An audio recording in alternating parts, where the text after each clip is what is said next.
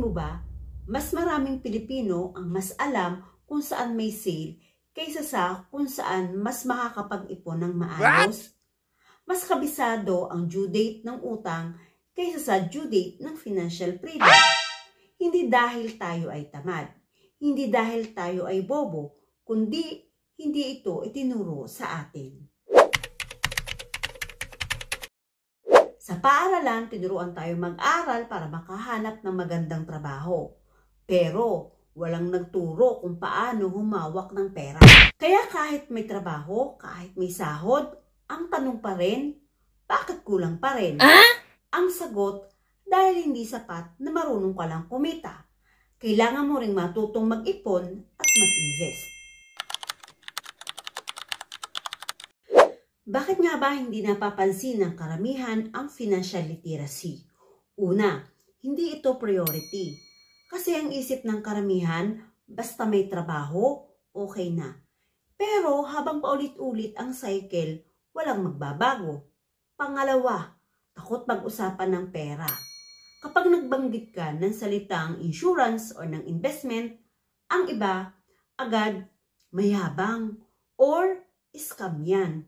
At pangatlo, akala ng iba pang mayaman lang.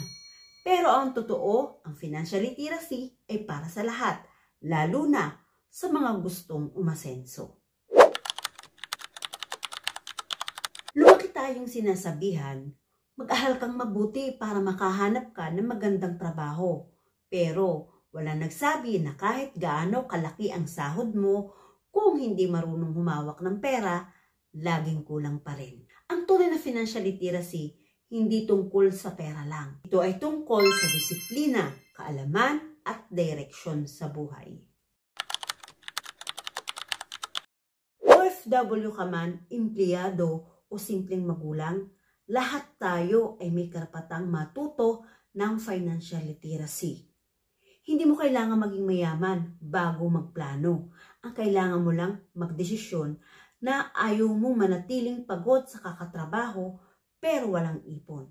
Dahil ang financial education hindi tungkol lang sa pera. Tungkol ito sa buhay na gusto mong maabot. Imagine mo kung bawat Pilipino marunong mag-ipon, mag-invest at protektahan ang kinikita nila. Ilang pamilya kaya ang hindi na kailangan mangutang sa emergency? Ilang anak kaya ang makakapagtapos ng pag-aaral na hindi nangangamba sa tuition? Financial literacy ang sagot. Ito ang foundation ng tunay na pagbabago. Simulan mo ngayon. Mag-budget, mag-ipon, magplano. Alamin ang tungkol sa long-term care, protection, at investment. Hindi mo kailangan ng malaking pera. Ang kailangan mo, tamang mindset at tamang guide.